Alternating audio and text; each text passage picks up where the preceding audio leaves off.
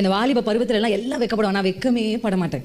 கர்த்தருடைய சமூகத்துக்கு வந்தா ஹல்லேலூயா ஆமென் கையை உயர்த்த அதெல்லாம் இல்லை, கம்ஃபர்டபுளாக எனக்கு ஏற்ற மாதிரி ஒரு ட்ரெஸ்ஸை போட்டுப்பேன். எனக்கு என்னன்னா நான் விடுதலையாக கர்த்தரை ஆராதிக்கிறேன்.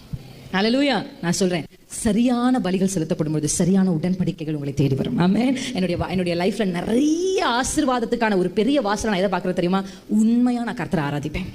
ஆமென். எந்த மூலையில் இருந்தாலும் யார் என்னை பார்க்குறாங்களோ பார்க்கலையோ அது எனக்கு முக்கியமே இல்லை. என்னுடைய ஒரே நோக்கம் கர்த்தர் என்னை பார்க்க வேண்டும்.